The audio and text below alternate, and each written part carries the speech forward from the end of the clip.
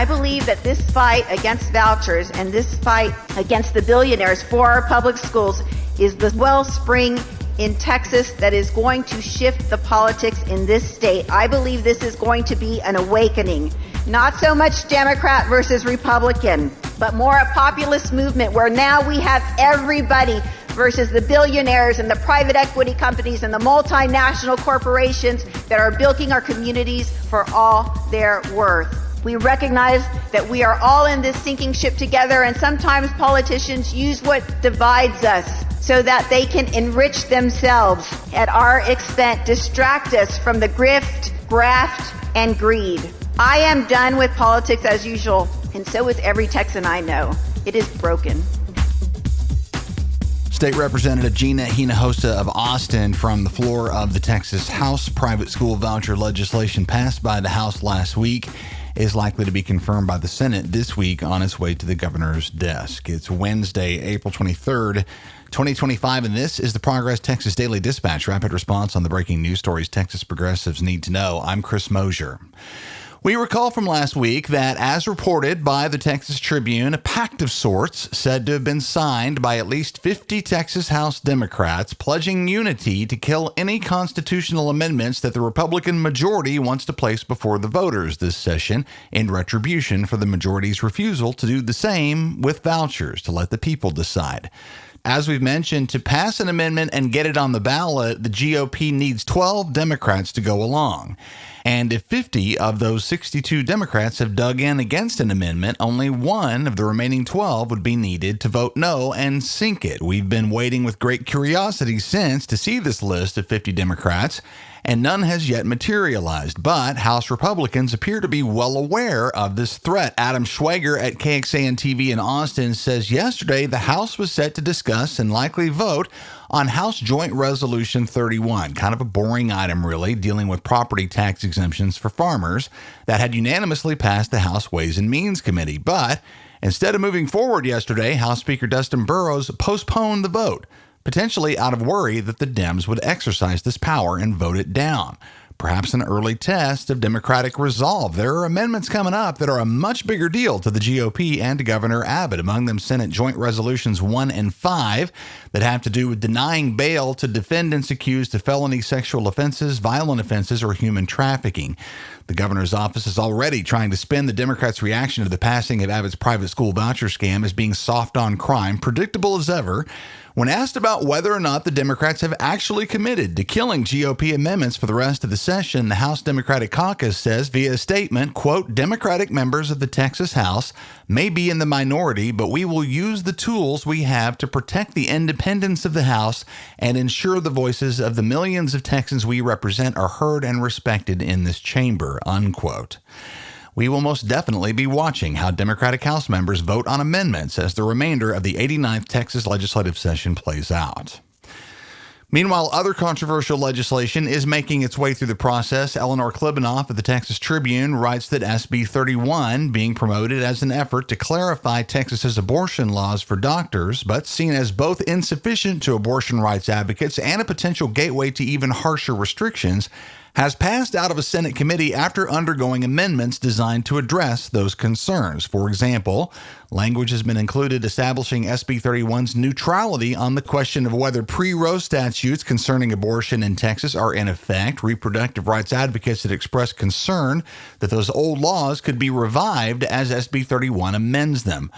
Other concerns have included the criminalizing of women who seek abortion care out of state or otherwise. Language has been added saying specifically that a person who has an abortion cannot be criminalized, quote, as a party, principal, perpetrator, or accomplice, unquote, to the prohibited procedure. SB 31 now heads to the Senate floor for a vote, while its companion bill, House Bill 44, awaits its own committee vote.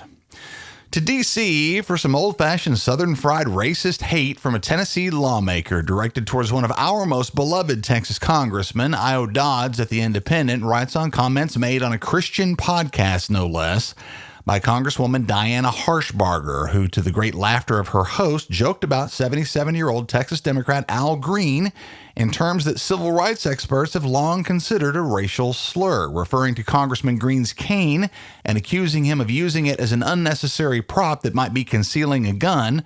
Harshbarger referred to Green as boy, a word used as a common racist epithet to belittle black men in the South. Martin Luther King Jr., in his letter from Birmingham jail, described it as one of the daily humiliations heaped upon black people, and the Supreme Court has acknowledged that that word can function as a slur. Texas House Rep Ron Reynolds issued a statement in which he says in part, quote, "I am deeply outraged, but sadly not surprised. To disrespect Congressman Green is to disrespect every black man who refuses to bow to injustice. I stand with him fully, fiercely, and without apology," unquote. Harshbarger also told this podcast host's supposedly Christian audience that President Biden's support of LGBTQ plus rights had resulted in, quote, "so many fairies in the White House," unquote. So that's who she is. My personal opinion, I frankly don't expect much better than this from a Tennessee hillbilly. Trouble in MAGA land for Texas transplant Elon Musk, who's taken to whining lately about all the fire he's taking over his ridiculously awkward and totally unelected position as federal hatchet man for Donald Trump. As Tesla craters in just about every way measurable, Nathan Borney at Axios says Musk has announced he's stepping away from the Doge chainsaw as of next month to refocus his efforts on Tesla, a brand that has taken a truly historic dive, as its initial reputation as an innovative, almost futuristic environmental savior has deteriorated into a symbol of Trumpian billionaire overreach and arrogance. Tech reporter Faiz Siddiqui at The Washington Post tweeted yesterday that Tesla's recently reported $400 million in annual profit is down 71% year to year, a $2 billion drop in revenue. Truly remarkable. And one thing Elon Musk is apparently missing here, Tesla's not falling apart because Elon Musk has spent too much time hanging out at Mar-a-Lago and not enough time actually running his businesses. Tesla is falling apart because people fucking hate Elon Musk. The best thing he could do for Tesla at this point is to sell it. And I'm not the only one thinking that. An airplane was circling the Texas State Capitol in downtown Austin yesterday, trailing a banner that said, quote, "Save Tesla, fire Musk." Voting is fun, and we progressive Texans should vote in every election, every time. Early voting is underway now in the May 3rd election. Most county websites will have a sample ballot you should download and spend a little time with beforehand. And lots more on voting in Texas is found easily at our online resource, govotetexas.org.